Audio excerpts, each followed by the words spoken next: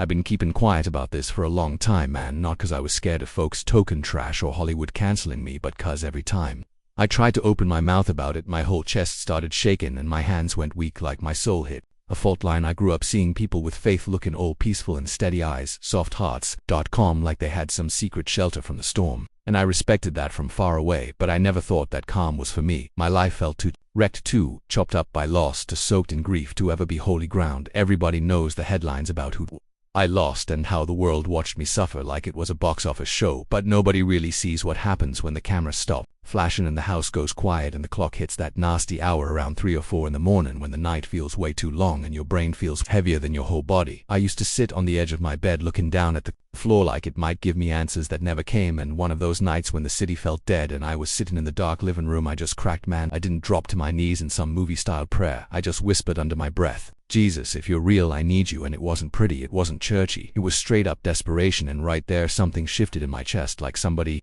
reached inside and laid a warm hand right over my heart. Not fire, not burning, just this deep, steady warmth. And I froze up like, what the heck is happening? And even though I didn't see him with my regular eyes, I knew there was somebody there, a presence strong and gentle at the same time. Like every answer I ever chased got folded into one person, and he was standing right in front of me, not saying a word, but speaking louder than anything I ever heard. And the dam inside me just snapped.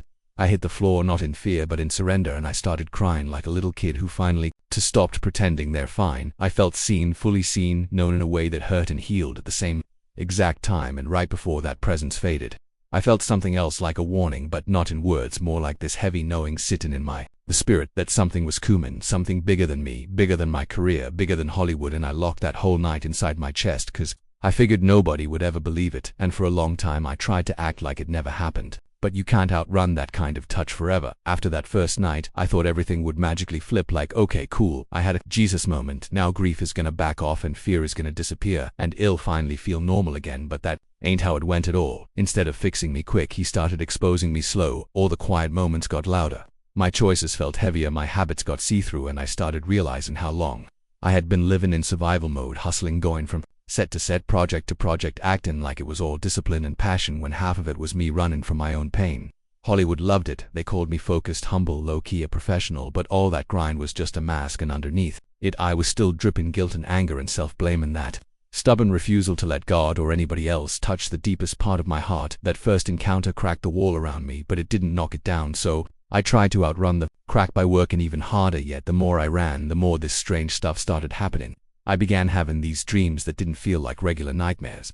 I would see whole cities, weirdly quiet streets, empty skies heavy with smoke, people turned against each other, not over ideas but over fear. And every time I woke up drenched in sweat, I felt this echo inside say, "I showed you something for a reason." And I still didn't get it. One night after some charity event with fancy suits, fake smiles and cameras everywhere, I slipped out the back just trying to breathe. I stepped into this lonely alley and leaned on a wall, and when I opened my eyes there was this homeless dude standing at the far end, beard rough, clothes torn, but his eyes were wild blue, clear and deep. And he started walking toward me slow, and my guard went up at first, but the closer he got the calmer I felt. Not exactly safe but fully seen. He stopped in front of me, looked straight through me and said, "You didn't listen the first time." And I swear my blood turned to ice. He started talking about how I buried what I was shown, drowned it in work and silence, and then he hit me with haze, calling you not to fear, to prepare. And when he pointed at the sky and said, "America is heading into a storm and you've been shown what others refuse to see," something inside me shook loose.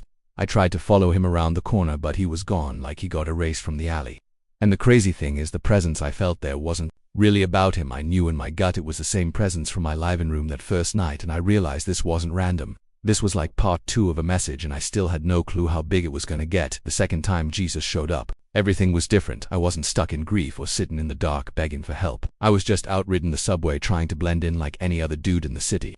No fancy car, no entourage, just me, sitting in that worn-out seat, letting the rhythm of the train give my brain a break. Sunlight slid through the windows in streaks, and I watched regular life play out around me. A dad tying his little girl's shoe, a stressed-out guy in a suit rubbing his temples, a woman with a Bible open on her lap, read and quiet like she was hiding in plain sight. It was the most ordinary moment, and maybe that's why it hit so hard. The train slowed down more than usual and the lights flickered, and then suddenly everything went dead silent. No rattling, no hum, no noise at all, like somebody hit pause on reality. And at the far end of the car, this soft golden glow started showing up, not blinding, just present, and every person in there started looking around, confused then calm, like the tension was getting pulled out of their bones one by one, and then I saw him, Jesus, standing there, not floating, not looking like some church painting, just simple clothes, calm posture, eyes deeper than anything I ever seen. He looked at everybody, but when his eyes that landed on me, it felt like my whole soul dropped to its knees. That same warmth from before flooded through me, but stronger, like my spirit had been waiting for this. And as he walked toward me, the whole car kind of faded away, and suddenly I wasn't really on the train anymore. I was standing with him in this wild open vision of America, cities glittering with lights, people hustling everywhere, news headlines floating in the sky like holograms, and under all that noise I saw this giant fracture running through everything, fear hanging over neighborhoods like smoke, anger simmering under polite smiles, loneliness echoing inside crowded rooms. Then he lifted his hand and the scene shifted, and I saw storms rolling across the country, not storms with rain, real spiritual storms knocking into systems everybody thought was solid, making them crack and crumble. And I heard his voice inside my mind, clear as day. America is not falling, it is being revealed. And that line hit me so hard I could barely breathe. He showed me people trying to stuff their fear into politics, movements, ideologies, all these things that couldn't carry the weight of their souls. And then he showed something beautiful right in the middle of all that mess. I started seeing houses lit up with a different kind of light, families praying together, folks helping strangers with no cameras around, small pockets of hope rising while big institutions were falling apart. And he turned to me and said, I am coming to the hearts of the broken first, and America will be broken but not destroyed. Then he told me straight up, tell them to prepare. And when the vision snapped away, the train lights blinked back on everybody, looked dazed, like they all had some weird dream at the same time, but nobody talked about it. And I sat there shacking, knowing my life just got rerouted again. After that subway vision, I walked around feeling like somebody had turned the volume up on the whole world, but only inside my chest.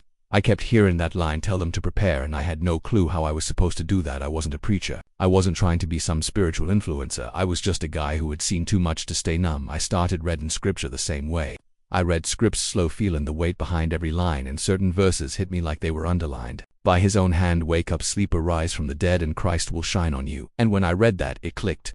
America wasn't just wild, it was spiritually asleep. The storm he showed me wasn't God talking revenge, it was God shaking people awake. And in the middle of that realization, he gave me another layer to the vision. I saw dark waves rolling across the land, but I also saw a remnant, a scattered group of ordinary people who glowed with this quiet clarity. A single mom praying over her kid, while the world outside screamed chaos. An old couple sitting on a porch holding hands, whispering scripture together. A teenager who could have lied and gotten ahead but chose truth instead. A dude sitting on the floor of his garage trying to pray for the first time without any fancy words. Those were the ones standing steady when everything else was rocking like a broken ship. And Jesus made it clear, they weren't strong because they were special. They were special. They were strong because they chose him over fear, over bitterness, over numbness. They were the ones who refused to go back to sleep. He showed me two paths, one wide, bright, noisy, full of people running on fear and hype and outrage, and another path, narrow, quiet, easy to miss unless you were truly looking. He pointed to the narrow path, and it said, few find this path, but those who do will carry the light that leads others home. And I realized the remnant wasn't about religion or labels or politics. It was about who was awake, who was listening, who was willing to let their heart break open so light could get in. And the heavy part was seeing how many people were standing on that wide path thinking they were on the right side, while fear was secretly running their whole life. And he whispered, many will cling to fear because it feels like strength. And I knew that was the real trap, because fear makes you feel sharp and alive while it slowly blinds you. Time moved on, but it didn't feel normal anymore. Every room I walked into felt like it had this invisible pressure in the air, like something big was leaning just out of sight. I kept picking up these random moments that sounded like echoes from the vision, folks in diners saying, I don't recognize this country anymore. Veterans telling me we need something bigger than politics. Teens asking why everybody seemed so mad and nobody could give them a real answer. And all those little comments stacked up like proof that the fracture he showed me was already here. Then one day I went out into the mountains just trying to clear my head. No red carpets, no interviews, just dirt under my boots and wind in the trees. I climbed up this trail till I hit a rock overlook and sat there staring over the valley, breathing deep that thin, clean air. And suddenly the whole world went still, like someone muted creation. The wind stopped, the birds cut off the branches, quit moving, and that warmth rolled through my chest again like a quiet fire. Jesus came near in a way I can't really describe, not with a visible body this time. More like pure understanding dropped straight into my spirit, and I knew this is the last piece. He told me America is entering a season of revealing, and I saw flashes of all kinds of scenes. People sitting at dinner tables realizing they hadn't been honest with each other in years. Leaders exposed for hidden mess they thought would never come out. Young people burning themselves out, chasing meaning in all the wrong places, then crashing into emptiness. Communities breaking not because of outside enemies but because of old wounds nobody ever bothered to heal. And he said nothing hidden will stay hidden. And I understood this storm wasn't about weather or bombs.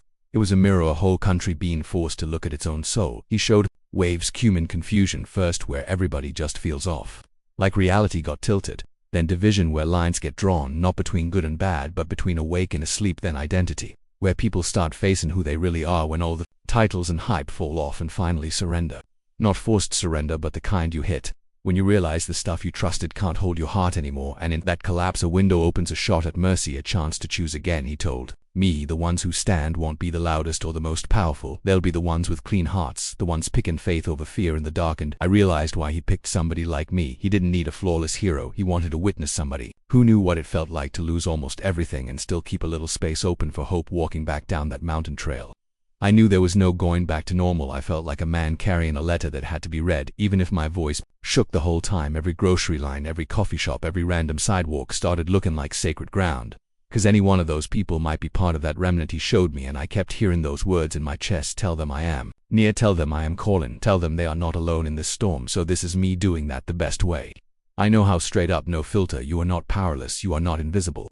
You are not too late or too broken or too far gone. If something in you is staring right now, if your heart feels like it recognizes this story even a little, then you're already feeling that call. You might be a single parent trying to hold it together, a student sitting in a dorm wondering what any of this means, an older person thinking the world passed you by, or just a regular dude who feels like the ground under your life has been quietly shaking for a while. I'm telling you, this storm that is rolling toward America is not only about chaos, it is about clarity. Stuff is gonna shake so the fake can fall off and the real can stand, and the ones who stand won't be perfect church people or folks with all the answers. They'll be the ones who say, Jesus, I choose you. In the middle of fear, in the middle of division, in the middle of not understanding everything, they'll be the ones who stay awake while the world keeps hitting snooze. So if you feel that tug, lean into it. Talk to him in your own words, even if they're messy. Open that book you've been avoiding. Pray over your house, your friends, your city in a way that feels real, not performing, just honest. This is your invite into the remnant, into the quiet movement. He showed me the one that rises not on stages but in living rooms, break rooms, buses, late night walks, and tired hearts that finally stop running. You don't gotta be famous, you don't gotta be pure or ready. You just gotta be willing to wake up and keep waking up every day. Choose light over darkness, faith over fear, unity over division, truth over deception, him over the noise. The storm is cumin, yeah, but so is the return of meaning, the return of mercy, the return of light and haze, closer than you think. So walk toward him, even if your steps are shaky, and know this: no matter how wild it gets, you don't have to face it alone.